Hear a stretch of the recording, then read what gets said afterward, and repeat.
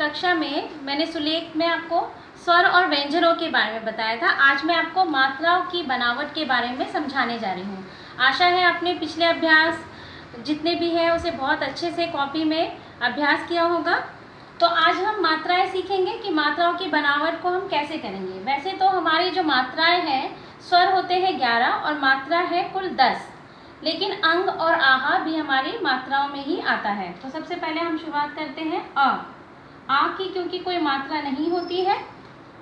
फिर है आ, इसकी मात्रा जो होती है वो है खड़ी पाई। खड़ी पाई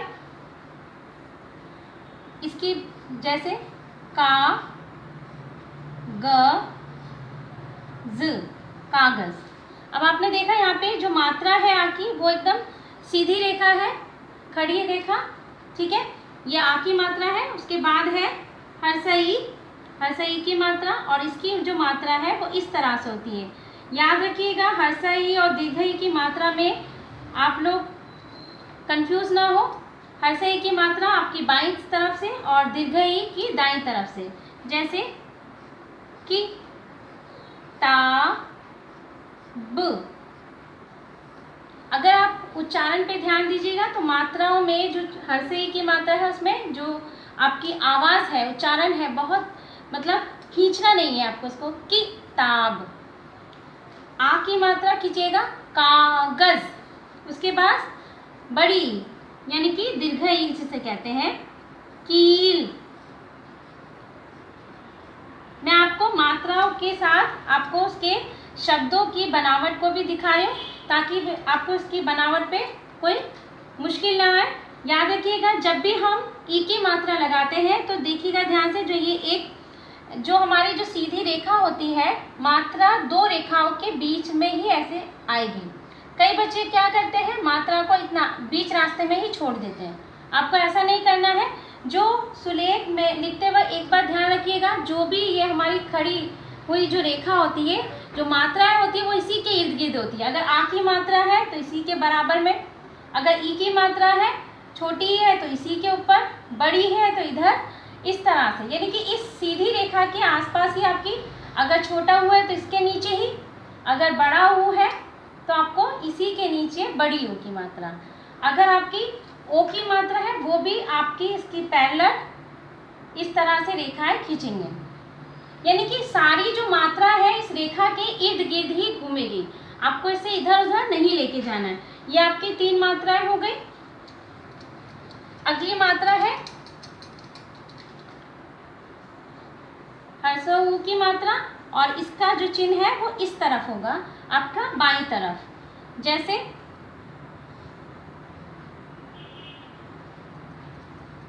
पुस्तक, पुस्तक। तो ये कैसे है, पुस्तक। फिर है दीर्घऊ, दीर्घऊ की मैंने बनावट आपको सिखाई थी। इसकी जो मात्रा होती है वो सीधी तरफ, यानी कि आपकी दाईं तरफ होगा और ये बाईं तरफ। इसमें कंफ्यूज मत होइएगा, जो बड़ी ऊ की मात्रा है आपकी यहाँ पे दाईं तरफ और इसकी बाईं तरफ, जैसे पूजा। याद रखिएगा, जब भी हम हर्षऊ लगाते हैं इसको खींचते नहीं है, पुस्तक, और दीर्घऊ जब लगाएंगे पूजा। ये जो मात्रा है, एक बात ध्यान रखिएगा, जब भी आप लगाएंगे इसके इधर नहीं लगाएंगे और ना ही इधर होगा। ये ठीक रेखा के, जो आपकी सीधी रेखा है, चाहे कोई सा भी अक्षर हो, उसके सीधा नीचे होगा। कई बार ऐसे अक्षर होते हैं जिसमें खड़ी पाई का इस्तेमाल नहीं होता है, यानी खड़ी रेखा उसमें नहीं है। जैसे मैं यहाँ पे खड़ी रेखा वाले, जैसे का, खा है, परंतु कुछ जो हमारी खड़ी रेखा नहीं होती है, जैसे र।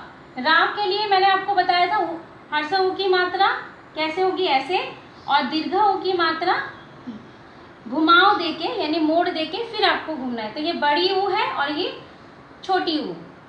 इसके बाद री ऋषि की मात्रा, री ऋषि की मात्रा जो होती है इस तरह से होती है। याद रखिएगा, री की जो मात्रा है इसका जो उच्चारण है री है, ना कि र। जैसे कृष, कृपा।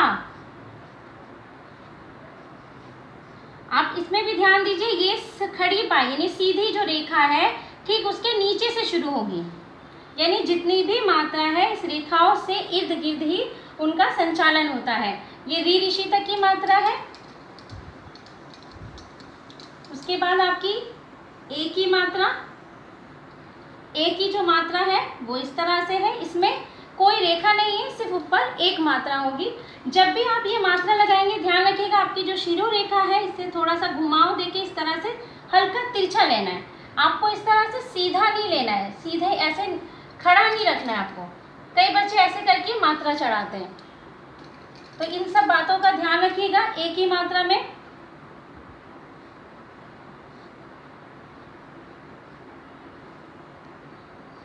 मेज, आई की मात्रा, यहाँ पे ए की मात्रा और आई की मात्रा में क्या अंतर है, यहाँ पे आपके एक घुमाव है और यहाँ पे दो घुमाव है। याद रखिएगा जब आप ये वाली मात्रा लगा रहे हैं आई की, तो आप इस तरह से कुछ बच्चे लगाते हैं, एक इस तरफ मुंह है और एक दूसरी तरफ, ये आपका गलत होगा। या आप इस तरह से भी करें तो भी गलत होगा, ऐसे और ऐसे। यानी कि आपको जो ये मात्रा है एक इधर है तो ठीक एक इसके साथ ही होगी, यानी थोड़े से अंतर में आपको ये मात्राएं लगानी है। तो एक ही मात्रा में यहाँ पे दो आते हैं, मैना, उसके बाद ओ की मात्रा। इसमें देखिएगा ओ की मात्रा और ए की मात्रा में खास अंतर नहीं है, यहाँ भी ऊपर एक घुमाव की तरह टेढ़ी रेखा है, यहाँ भी, यहाँ पे रेखा सीधी रेखा नहीं है और यहाँ पे सीधी रेखा होती है। इसमें आप कभी कंफ्यूज मत होइएगा। जैसे ओ से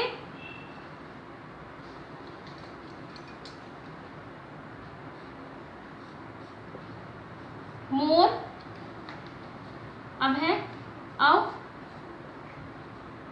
देखिए ये रेखा, ये जो मात्रा कैसे चढ़ाएंगे, सीधी रेखा और ठीक घुमाव देके इधर, ठीक उसके साथ ऐसे। याद रखिएगा इन मात्राओं का।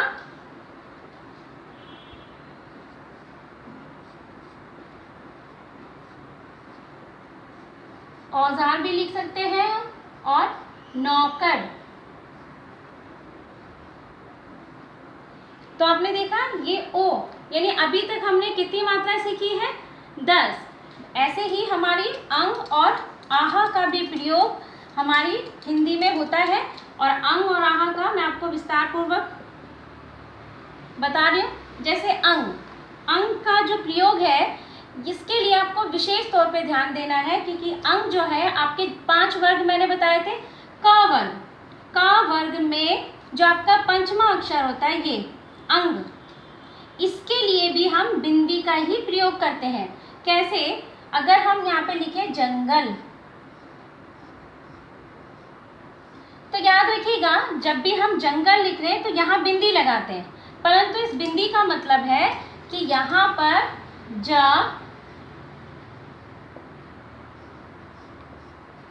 पहले इस तरह से ये लिखा जाता था, क्योंकि अब हिंदी मानक हिंदी हो गई है, यानी कि उसमें बहुत सारे उसको आसान करने के लिए, समझने के लिए, आसान करने के लिए अब इसकी जगह पे हम बिंदी का प्रयोग करते हैं। परंतु आपको ये मालूम होना चाहिए जब भी जिस अक्षर में बिंदी के बाद वाला अक्षर गा है, और गा किस परिवार का है, का परिवार का, तो यहाँ पे क्या आना चाहिए था, अंगा। ठीक है। इसी तरह अंग की बिंदी, जैसे माँ के लिए भी हम अंग की बिंदी का प्रयोग करते हैं। जैसे संभव, संभव को हम इस तरह से भी लिख सकते हैं, यानी हम माँ को हटाकर इसकी जगह पर बिंदी लगा सकते हैं, संभव। वैसे ही ना के लिए भी हम इसका प्रयोग करते हैं। ना के लिए देखिएगा,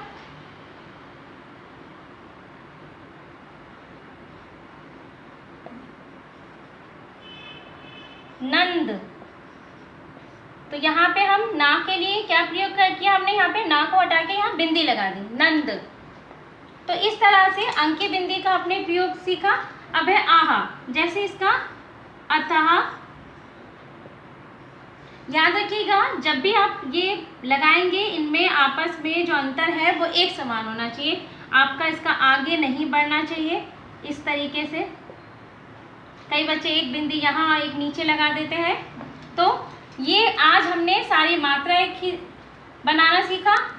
अब आपका होमवर्क, यानी आपको आपके जितने भी व्यंजन हैं, जैसे क, ख, ग, घ, इन सब में आपको मात्राएं लगानी है। जैसे पहले में क की मात्रा लगानी है, अ की मात्रा क, फिर ई की मात्रा का पर की, का पे दीर्घ ई की मात्रा। ये आपका होमवर्क है, आपका गृह कार्य है, आपको इसे कॉपी में करना है। सारे के सारे क से लेके आपको हा तक, यानी हा तक आपको इसी तरह से 10 खड़ी मतलब 10 मात्राओं का प्रयोग करना है। मैं आपको यहाँ लिख दे रही हूँ, फिर इस पे हर्ष उ, दीर्घ उ, री, के,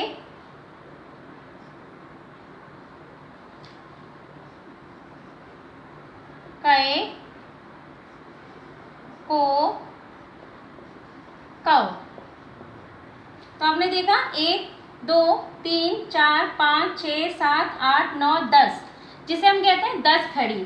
तो आपको ये 10 खड़ी सभी अक्षरों की लिखनी है। वैसे तो ये 12 खड़ी होती है। 12 खड़ी में हम इसमें अंक की बिंदी और आहा को भी शामिल करते हैं, लेकिन आप ना चाहें तो आप इसको नहीं भी लिख सकते हैं। इस 10 खड़ी को आपको लिखना बहुत ज़रूरी है। तो हर किसी व्यंजन का आपको इस तरह से 10 खड़ी कॉपी में सुंदर अक्षरों में लिखना है। हाथ तक लिखना है आपको ये सुंदर सुंदर राइटिंग में, और पूरे विस्तार पूर्वक कॉपी में। आप चाहें तो इसको टेबल की तरह, इसको इस तरह से लाइन खींच के, इस तरह से रेखाएं खींच के टेबल की फॉर्म में भी आप इसे कर सकते हैं, टेबल से बनाकर इस तरह से। तब तक के लिए धन्यवाद, और अगली क्लास में मैं आपको वाक्य का प्रयोग सिखाऊंगी।